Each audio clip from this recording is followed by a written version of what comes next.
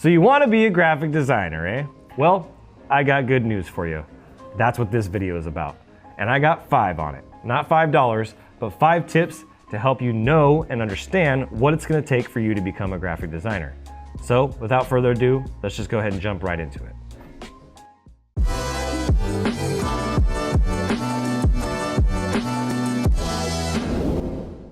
Hey guys, I'm Adrian Boysel and welcome back to the Adrian Graphics channel. These are the 5 things that you're gonna need to know if you wanna be a graphic designer. The first thing is you gotta learn the programs.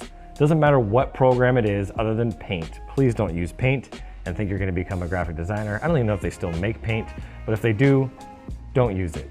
Use something like Adobe, Affinity Designer. There's lots of different options out there. There's even Canva, but find a good graphic design tool that you can use to practice your skills and learn that program, learn everything you can about it. Go to other YouTube channels, watch videos on it, read books, consume as much content around the programs that you're gonna use as possible. The only reason why you wouldn't want to use a program like Adobe is the cost. There are a lot of programs with public schools and some private schools where you can get deals on Adobe and you can get free design software through your school. But if you can't afford to spend a ton of money, then use a free software. These programs are really, really important to know and to know how they work and to get the most out of them.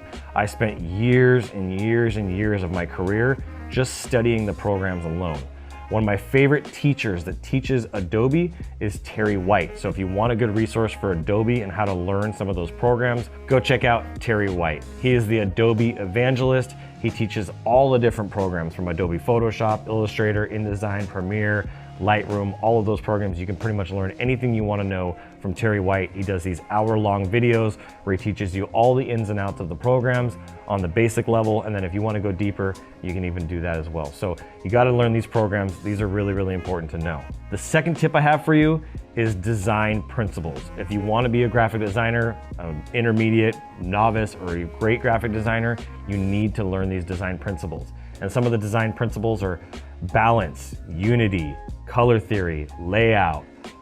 Man, there's so many of them. Contrast. You need to learn these principles. You need to understand them, because if you're using multiple fonts on the design, or you're not using enough white space, or if your designs are looking cluttered, this is going to really affect the outcome of your design work, and it's going to look really low quality, or it's going to look cheap, or it's going to look amateur. And so one of the things that I did in the very beginning of my career that we're going to talk about here in one of the other tips is studying other designers and other artists out there that are doing amazing work and watching what they do and replicating it. I've always been good at imitating and mimicking other people's stuff. And so through doing that, it enhanced my skills. So that's just a little tip for you, a little bonus tip, but you need to learn these design principles. These are really, really important. If you don't know these, you need to study them, whether you do it through a course, whether you do it through trainings, whether you do it through YouTube, whatever you got to do to learn the design principles, Google it.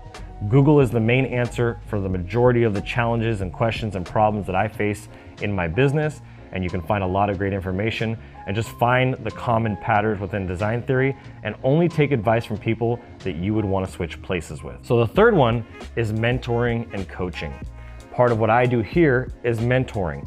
Go find somebody that you can connect with, that you can collaborate with, that you can work with, that will take the time and invest into you. You may have to spend some money if you're gonna hire a coach, or if you're gonna actually hire somebody to train you and take you through their process like I do with my students, but you're gonna need to make that investment into yourself.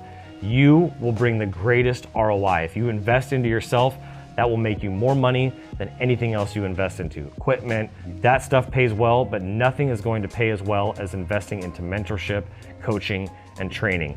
That could even be a course. So you really need to think about that. You need to have somebody that can hold you accountable, that's gonna push you, that's gonna take you through their process and show you the ropes so you can avoid some of those pitfalls. This is really important as well. The fourth thing that you need to be looking at and really focused on is building your portfolio. Building a portfolio is gonna do a couple things. First, it's gonna allow you to look back on the work that you're doing and see the progression that you have, not just for yourself, but for clients, for people that started to doing work with you where you're doing stuff for free, pro bono, to now when you're getting paid, to start increasing your rates. You're gonna be able to show the progression of where you started to where you are today.